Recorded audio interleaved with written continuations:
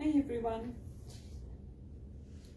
I'm continuing my reflections, and in God's abundance we are called to live out of abundance for ourselves, our friends, our families, and our communities. So focusing on those themes is what I'm doing in the reflections that I give. And today I'm focusing on the readings for the memorial of Saint Benedict, co-patron of Europe. So Saint Benedict studied in Europe, and then he turned his back on the world and lived in solitude in Subiaco. Disciples came to him, and he went to Monte Cassino, where he founded a monastery.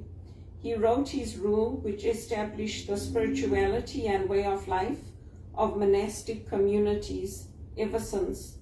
He died in 550 and is one of the co-patrons of Europe. So when I pray for Europe, I ask for Saint Benedict's blessing on Europe, knowing that. And I also have a Saint Benedict's medal that I keep with me. And in keeping with that theme about Europe being blessed by his way of life, when I focused on the readings today, what appealed to me about them is that they're readings asking us to apply ourselves to the truth of the heart, that I ask God for clear perception. I cry out for discernment and look for it as if it was silver, and search for it as for buried treasure. Because it's the Lord who gives wisdom, it's the Lord who gives understanding. We can have all the books in the world, but we will still not be able to have that clear perception or that clear understanding without that help from the Lord. And the Lord is my shield, the Lord is there for me. He's there for the upright. He's there for those who stand guard over justice and peace. And he keeps watch over us, his devoted ones, the ones that love him. And this is directly from the scriptures, from Proverbs. So we bless the Lord at all times. We ask for his blessings, and that's confirmed in the psalm for today, Psalm 33. We praise his name, and he frees us from our terrors. So if we go to the Easter readings or the Easter service, we reenact very ancient traditions. For example, when we go out, like in Europe, you can go to places where they'll reenact not having electricity. So when you drive down a road, or you drive down a place leading to your destination, they'll have fires on the wall. And it just takes you into a different space, a different time. And at Easter we are doing that because fire burns and fire destroys. Even if we burn our hand, or we burn our skin, or we sit in the sun too long, that fire causes cancer, that fire destroys. But at Easter time, the fire is the fire that brings new life. It brings warmth, it brings hope, it brings the resurrection joy. So there's a yin and a yang, there's the positive and the negative, there's the dark and the light that we focus on in our scriptures. And at Easter time, when they turn on all the lights after the church has been in a dark, is also welcoming that Christ's presence into our life, that takes out our fear from us, that calms all our fears. And it's that kind of faith that takes away the fear that the old scriptures are talking about and that are handed down to us. So it's just confirming that even though we might be poor, the Lord answers us, the Lord helps us in our poverty, because we seek refuge in him. And we lack no blessing. So blessings may not be material blessings, but the graces of God, the gifts of God, the spiritual aspects that God blesses us with, we lack nothing in that way because God provides them for us. And that's what touched me in the readings today. Strong lions suffer want and go hungry, but those who seek the Lord lack no blessing. So people might have strength of health, they might have strength of power, but they don't have those graces, those gifts, which we find in our prayer, which we find in deepening our prayer life and crying out to God for discernment. And for me, that promise of the Lord, which is in the Gospels, where the Lord's telling his disciples that they will sit on the judgment seats and they will be provided for. It's for this life as well as the next. It's not only for the afterlife.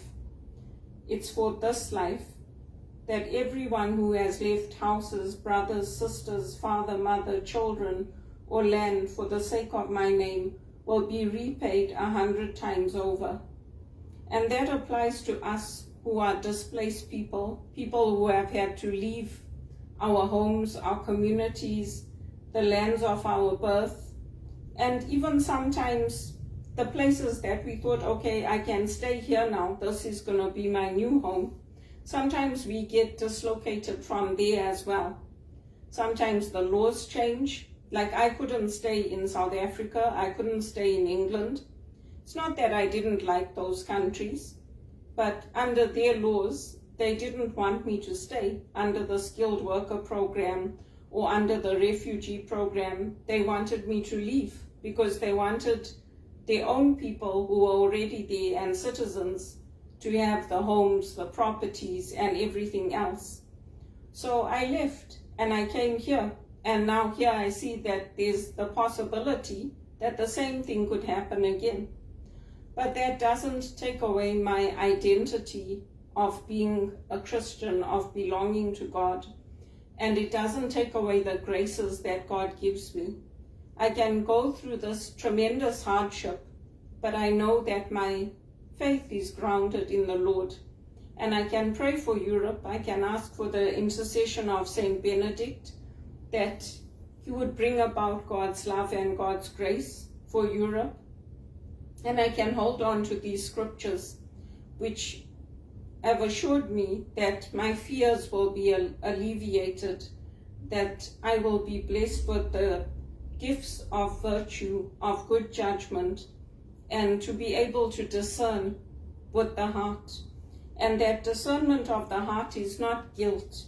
It's not the guilt of you did something wrong like Adam and Eve. It's a very different experience of God. So that's what I wanted to share for today, for the scriptures. And I focused on the Saturday readings. Tomorrow I'll focus on the Sunday readings and focus on where I see those strengthening me in my life and helping me in my life and the communities that are following me, because the people who are following me are people who are displaced, are people who, like me, have gone through the experience of losing everything, of watching our lives destroyed, and of watching our work destroyed. But that doesn't mean that we are taken out of God's love. It's a choice. We can choose to turn away from that. But even our images of God, our understanding of God, that changes. It changes over our lifetime. When you're a child, you understand differently. When you're an adult, you understand differently. And that's also in the scriptures. So what I understand now, when I'm with the Lord, I may see, oh, that was very stupid of me. But I'm also growing in my faith and in my understanding and in my prayer life, just like the people who are following me. So that's what I wanted to share for today. Stay safe, stay blessed, and stay prayerful in the Lord. And please pray for me as I pray for you. My biggest need is for me to find paid employment. And I'm sure anybody that's been following me since I've been to Canada or come to Canada has seen how difficult it's been for me to get any paid employment, any decent work. And it's a major challenge, because people who are unskilled, people who don't have half the education I have, are getting better paid jobs than me. Even though I have a good attitude, I do my work, I'm diligent, I still don't seem to get the work. So I'm praying for that to change for me. And wherever it is, I will take those jobs and I will go. And again, it's that immigrant experience, and it's the experience of the people of Jesus. When they're not wanted in one place, they pick up and they go to another place. And it's that Exodus image of going out of slavery into something new, into a land of milk and honey, into provision, into not having to worry about where's my next meal coming from, where's my next rent payment coming from, where's my next opportunity coming from.